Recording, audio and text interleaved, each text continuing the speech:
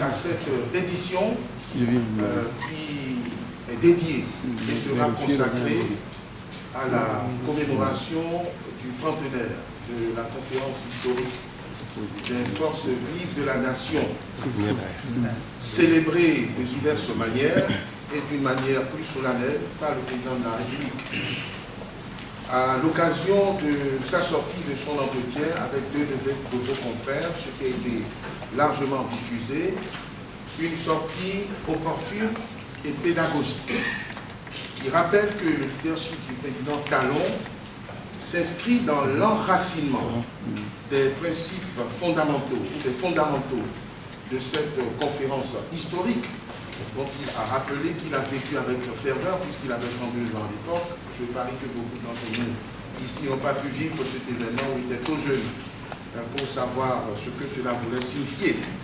Et donc, c'est à la fois dans la rupture des pratiques issues de cette conférence, mais dans la continuité et dans l'enracinement des principes démocratiques issus de cette conférence que s'inscrit le leadership du président Talon. Cette conférence historique, pour vous le rappeler, a marqué une rupture avec une gouvernance précédente, une gouvernance militaro-marxiste dans laquelle il n'y avait pas de place, où il y avait peu de place pour la liberté. Et quand je parle de liberté, c'est la liberté plurielle. C'était un régime dirigiste, un régime de parti unique, un régime de musellement de toutes les libertés, un régime qui expérimentait, a éprouvé notre pays pendant plus de 17 ans et a totalement étouffé les libertés économiques et soufflé le vivre ensemble de notre pays. Les populations et l'élite de ce pays, à la faveur des difficultés et mesures de rétorsion, de représailles que la communauté internationale a dû exercer sur ce régime, ont eu l'idée inédite de cette conférence qui a eu lieu du 19 au 28 février 1990, sauf erreur de ma part, et qui a été une grande première puisque l'exemple a été suivi dans d'autres pays africains. C'était donc une conférence historique, pacifique, parce que l'on craignait les réactions violentes du régime militaire d'alors, et c'est une conférence qui fut un succès, puisque nous sommes passés d'un extrême à l'autre, c'est-à-dire d'un régime militaro-marxiste de parti unique à un régime démocratique où des principes, des préceptes ont été consacrés. C'est à l'occasion de cette conférence qu'on est passé à un État démocratique avec la proclamation de liberté individuelle et collective, syndicale, liberté d'association, multipartisme intégral et l'aboutissement de résolution de cette conférence, c'était notre constitution du 11 décembre 1990. Aujourd'hui encore, le président de la République l'a réaffirmé, c'est cette conférence, les institutions qui en sont issues, les résolutions qui en ont résulté, qui ont jeté les bases de notre démocratie aujourd'hui. 26 ans durant, et vous me demanderez pourquoi je me suis arrêté à 26 ans, puisque nous célébrons le trentenaire. 26 ans après, on a effectivement constaté un multipartisme intégral. C'est appréciable lorsque, pendant 17 ans, on ne pouvait pas s'exprimer sur le plan politique sans appartenir au parti unique, le parti État. On est toujours content. Les libertés individuelles et collectives sont devenues effectives. On peut s'exprimer, même sous le général Kérékou, que cette conférence a dû faire partir un moment. On peut se réunir, on peut s'associer. C'est anecdotique, mais je voudrais le dire à ceux qui n'ont pas eu, je dirais, le privilège de vivre ces moments difficiles. Dans ce pays, quand on se retrouvait à 2 ou à 3, on était forcément en train de comploter contre l'État. Et donc on se faisait embastiller, on pouvait disparaître. Donc quand le peuple retrouve cette liberté d'association, il en devient ivre. Des élections démocratiques ont été organisées. Et quels que soient les reproches qu'on pourrait adresser au fonctionnement et à la transparence de ces élections, elles ont quand même abouti plus d'une fois à l'alternance au sommet de l'État. Grâce évidemment à cette constitution qui est le fruit des résolutions de la conférence historique des forces vives de la nation, notre pays a pu connaître au moins 3 présidents différents à la tête de l'État, ce qui est très appréciable. Il y en a qui ont organisé et qui ont perdu. C'est vous dire que la démocratie fonctionnait et que le peuple béninois pouvait être content et pouvait être très jaloux de cette conférence des forces vives et des résolutions qui en sont issues. Cela a été un modèle pour d'autres pays africains et même des démocraties plus avancées ont fait des résolutions de cette conférence un modèle de démocratie. Le Bénin était considéré comme un pionnier et c'est indéniablement le ferment d'un développement économique. Mais l'exercice du pouvoir depuis cette conférence historique des forces vives de la nation a démontré 26 ans plus tard que les institutions de pouvoir et de contre-pouvoir issues de cette conférence n'étaient pas équilibrées. Le candidat Patrice Talon avait parlé d'une superpuissance du pouvoir exécutif par rapport et sur les autres institutions de contre-pouvoir. Les élections étaient certes organisées périodiquement avec quelques velléités de tricherie, puisque par moments on disait qu'on n'avait pas les moyens d'organiser les élections pour se pérenniser au pouvoir. Et le constat est là que ces élections étaient coûteuses, onéreuses et pesaient lourdement sur le budget modéré et modeste de notre pays. Le multipartisme, proclamé comme intégral, a donné naissance à une multitude de partis. C'était un multipartisme, je dirais, débridé, qui empêchait de lire convenablement l'efficacité du système partisan et du modèle démocratique que nous avons souhaité. Le constat le plus patent et le plus marquant, c'est que cette démocratie, voulue par nos prédécesseurs, par nos aînés, par nos parents, à l'usage, s'est avérée contre-performante, puisque nous n'enregistrions pas de bons résultats sur le plan économique. Non seulement il n'y avait pas grand-chose sur le plan économique, il n'y avait pas de développement autre que ça, de modèle économique, mais le système politique, qui devait être l'héritier direct de cette conférence, a commencé par manifester des signes d'essoufflement. Le premier de ces signes, sans polémiquer, c'est d'abord le retour au pouvoir du président Mathieu Kérékou, puisque de notoriété publique, l'objectif était de le déposer. Et il a lui-même dit que la constitution du 11 décembre 1990 était une constitution contre lui, mais il s'est retrouvé au pouvoir 10 années, durant une ironie du sort. Le deuxième signe marquant, c'est les tentatives de révision de notre constitution. Cela a commencé déjà sous le président Mathieu Kérékou, qui a été soupçonné de vouloir réviser la constitution, ce qu'on a appelé révision opportuniste de la constitution à l'effet de se pérenniser au pouvoir. Cette tentative de révision de la constitution, nous l'avons perçue ou aperçue également après les 10 années du président Yahya Boni. Cette révision de la constitution, le président Talon a tenté de le faire. En tout cas, il a exposé dans son programme d'action du gouvernement et dans son projet de société. Quelle que soit la lecture que l'on voudrait faire, qu'elle soit malveillante, bienveillante ou neutre, cela veut dire qu'il y a un constat unanime de ce que la Constitution du 11 décembre 1990, issue de cette conférence, a manifesté des insuffisances, puisque la plupart des acteurs, si ce n'est la résistance du mouvement de la société civile, la plupart des acteurs politiques ont admis et reconnu la nécessité de réviser cette constitution du 11 décembre 1990. C'est donc que cette constitution n'était pas parfaite. Ça, c'est le premier signe.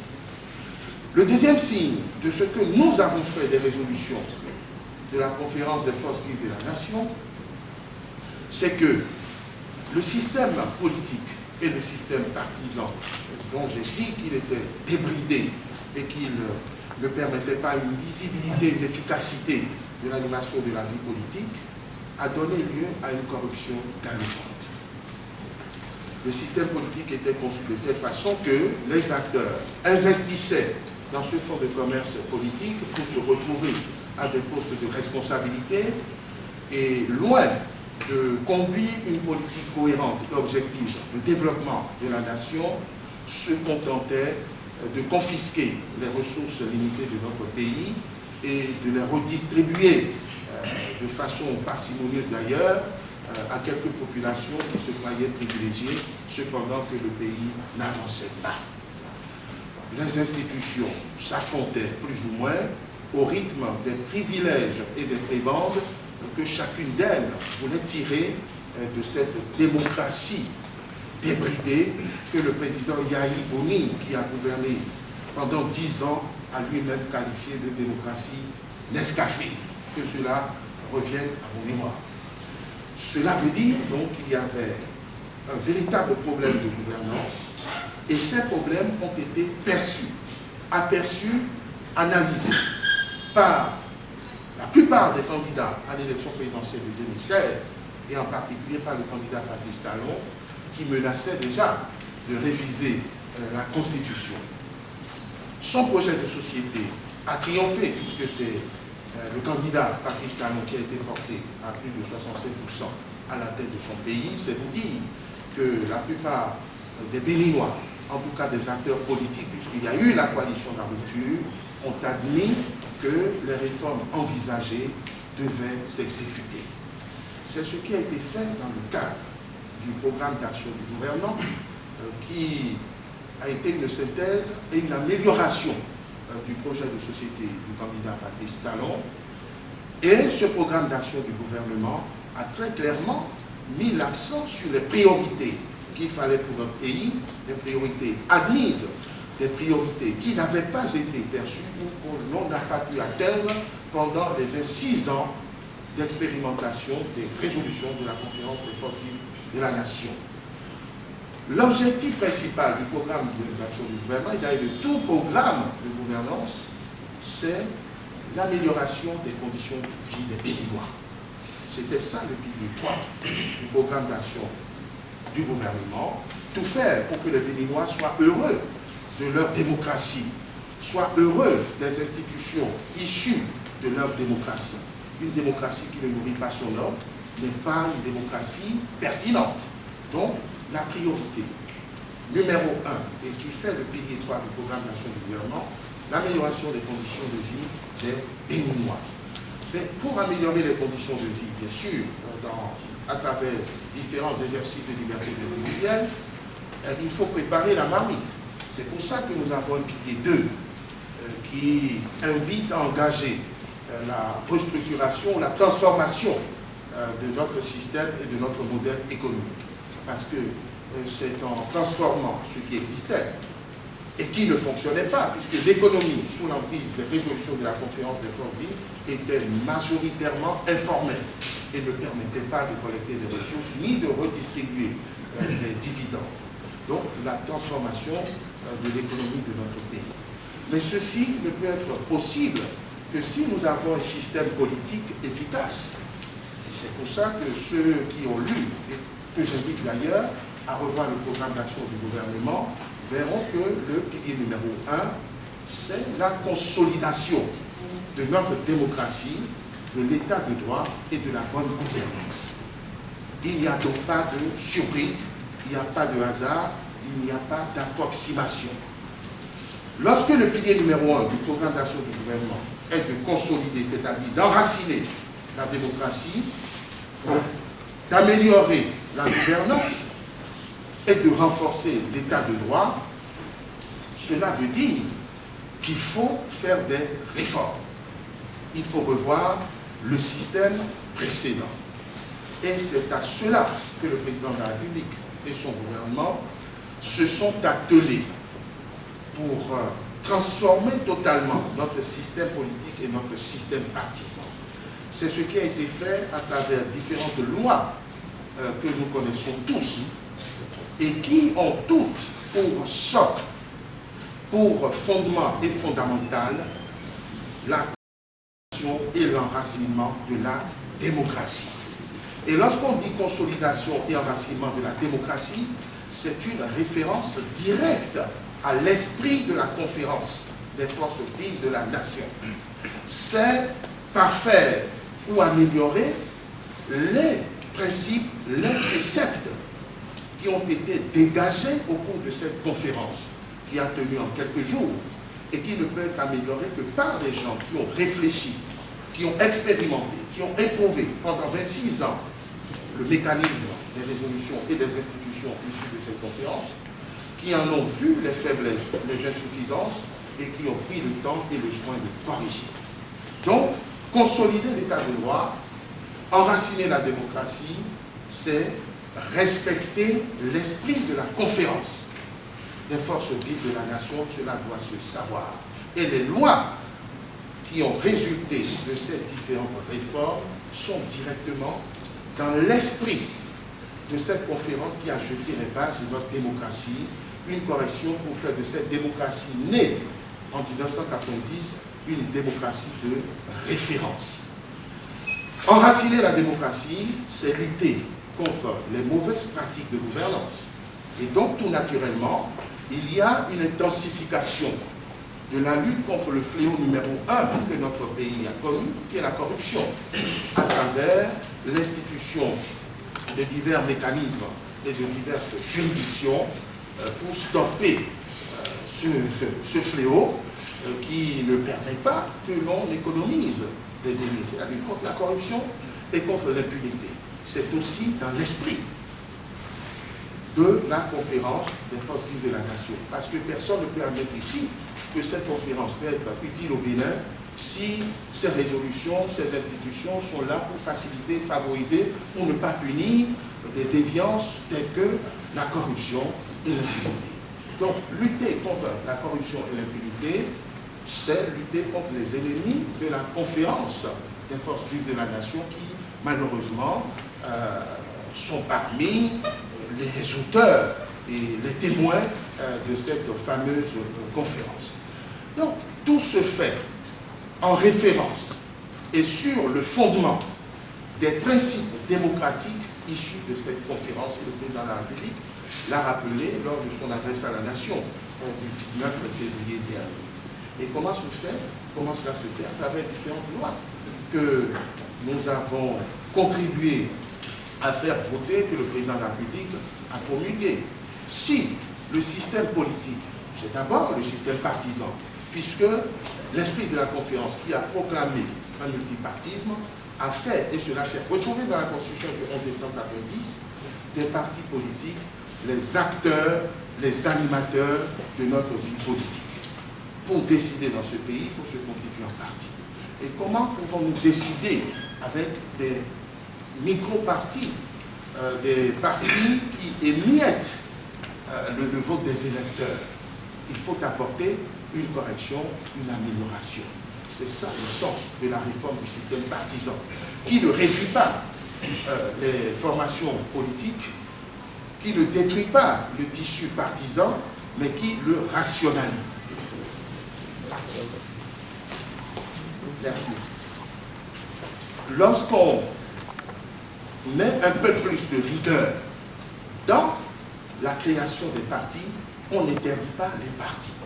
Aucune réforme n'a eu pour objet ou objectif de dire qu'il n'y aura plus qu'un ou deux partis au Bénin.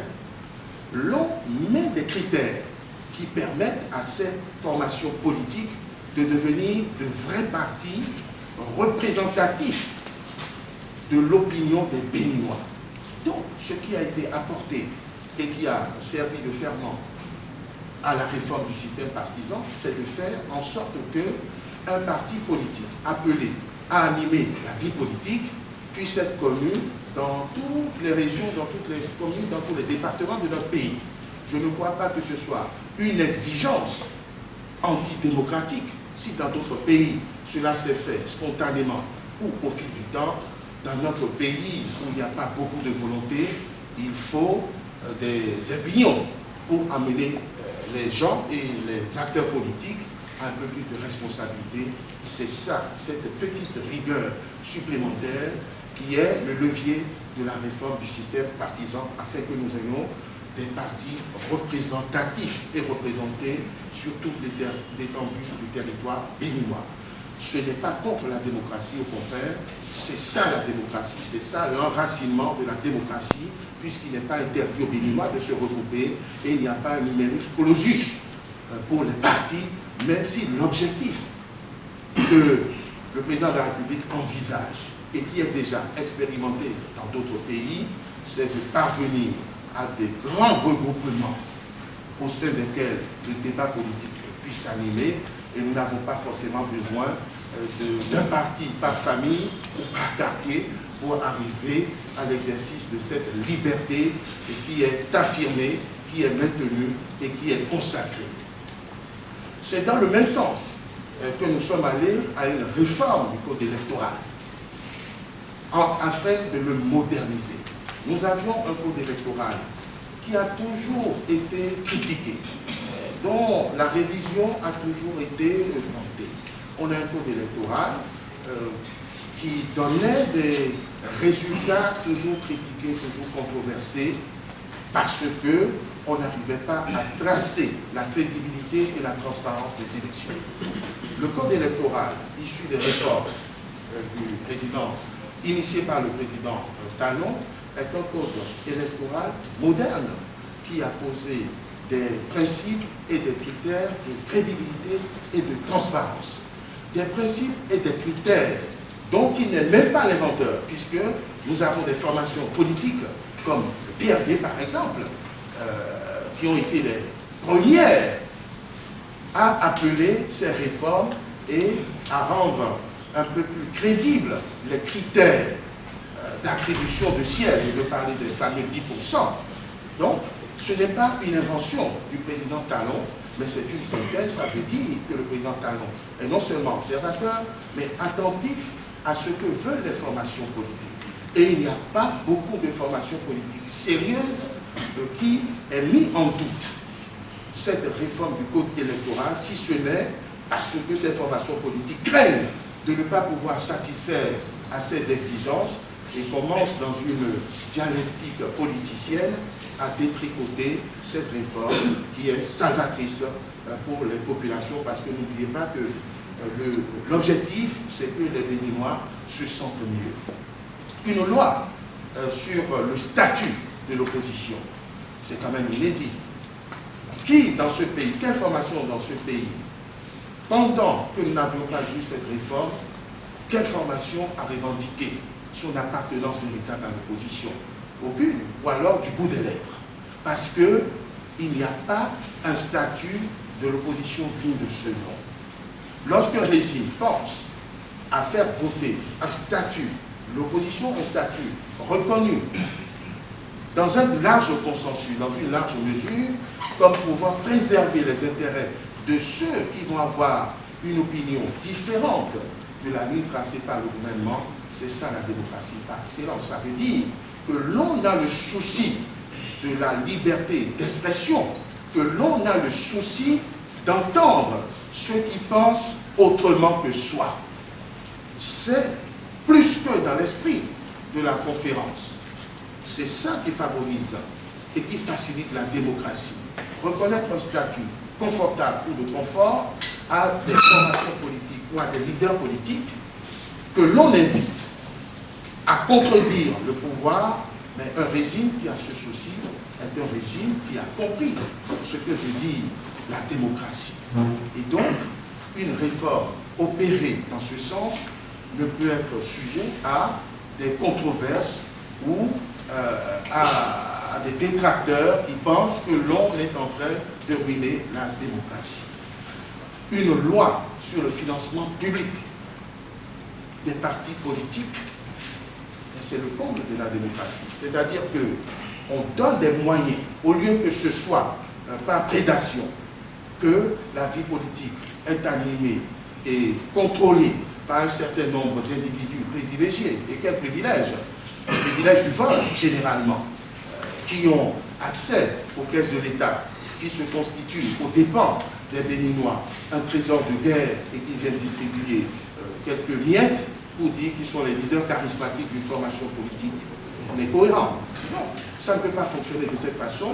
L'État prend ses responsabilités en dégageant des fruits de la croissance obtenue par les réformes structurelles et économiques, un quota pour permettre à ces formations politiques de jouer leur rôle, c'est-à-dire d'animer la vie politique, de former les consciences politiques. Parce que, comme autre insuffisance de ces partis politiques, il n'y avait pas d'instruction, il n'y avait pas de préparation de la jeunesse ou des novices, par exemple, à exercer leur participation et les responsabilités au sein de l'État. C'était le leader charismatique avec ses esclaves. Aujourd'hui, les moyens sont dégagés par l'État à travers les lois pour permettre aux formations politiques au sein desquelles tous les Béninois ont un accès égal et peuvent faire leur parcours politique. Donc, cela est financé publiquement et donc permettre l'épanouissement d'idées nouvelles, d'idées novatrices pour contribuer à l'animation de la vie politique. Enfin, pour mettre en harmonie toutes ces différentes lois, il s'est avéré, il est apparu indispensable de procéder à la révision que je qualifie de salvatrice de notre Constitution. Et là-dessus, aucune discussion sur le principe, en tout cas, ne peut prospérer. Puisque, d'une part, c'est une révision qui a été consensuelle, qui a été obtenue à la suite du dialogue politique, que le président de la République a eu l'inspiration d'inviter les acteurs de notre vie politique. N'oublions pas qu'à sa prise de pouvoir, et comme il avait annoncé, le président Talon a tenté de réviser la Constitution. Cela fut un échec, il faut dire les choses telles que. Parce qu'il y a une certaine classe politique qui, toujours inspirée par les anciennes pratiques, a estimé que cela ne pouvait passer. La deuxième tentative sur le président Talon, qui a été celle de certains députés, n'a pas davantage prospéré. Cela veut dire que si nous avons obtenu, toujours pendant le même quinquennat, cette révision de la Constitution, c'est qu'il y a eu un consensus. Un consensus résultant de ce dialogue politique et les choses ont été faites. Donc ça veut dire que ce n'est pas une révision unilatérale, mais c'est une révision tout au moins acceptée du plus grand nombre. Qui peut en contester la pertinence? Lorsque nous savons, et je le rappelle et je l'ai dit dans mes propos introductifs, que tous ceux qui se sont succédés à la tête de cet État, à l'exception du président M. Forsoglo, dont je ne sais pas s'il ne réservait pas ce programme pour son deuxième quinquennat que les Béninois ont refusé, et tous les présidents qui se sont succédés ont tenté de réviser cette constitution. Et on ne leur a barré la route que parce qu'on a estimé que c'était une révision opportuniste, c'est-à-dire dont la seule finalité est de pérenniser entre leurs mains le pouvoir. S'il n'y avait pas eu ce contre-argument, peut-être que notre constitution aurait été révisée depuis fort longtemps, ce qui veut dire, tout au moins, qu'il y a un problème, qu'il y a une nécessité de corriger les choses.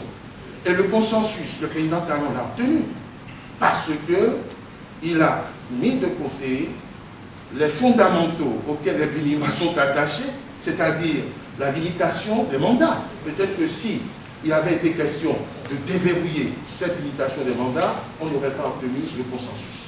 Toujours est-il qu'aujourd'hui, nous avons cette constitution révisée pour arrimer notre démocratie au défi de notre temps, tout simplement. Et qu'il n'y a pas d'arrière-pensée politique ou politicienne à entrevoir dans cette démarche de modernisation de notre économie, dans cette démarche d'enracinement de la démocratie de notre pays. Alors, aujourd'hui, j'ai relevé, par exemple, des sorties d'acteurs politiques qui pleurent sur le sort de cette conférence. Oui, bien sûr. Et qu'est-ce qu'ils veulent dire? Ils veulent dire qu'on laisse le président Talon aller à l'encontre des conclusions de cette conférence. Je crois avoir convaincu plus d'un, ne serait-ce que par l'état des lieux, des constats faits, que la démarche du gouvernement n'est pas du tout d'aller contre les résultats de cette conférence. Bien au contraire, c'est de l'enraciner. Mais c'est l'occasion de rappeler dans quelles conditions la conférence que nous avons mythifiée a eu lieu. Cette conférence a été improvisée parce que le pays souffrait, parce que plus rien n'allait sous le régime révolutionnaire en 89, et que certains citoyens, comme un seul homme, se sont levés pour dire on va y mettre un terme. Le mérite, le premier mérite, le principal mérite de cette conférence, c'est de déposer en douceur un régime autour duquel, d'ailleurs, l'étau se resserre. Nous ne pourrons pas dire que parce qu'on a réussi ce changement, on a tout fait. Même si on avait bien fait les choses, il y a toujours des choses à améliorer. Cette conférence qui a duré quelques jours et qui a jeté incontestablement les bases de notre démocratie n'avait pas forcément été une œuvre parfaite. Je comprends que les acteurs qui étaient gardent jalousement leur paternité sur cette conférence et ne voudraient pas qu'on l'améliore. Mais vous ne pouvez pas, quel que soit votre degré de réflexion et d'intelligence, en quelques jours, jeter définitivement les bases d'une démocratie qui a été expérimentée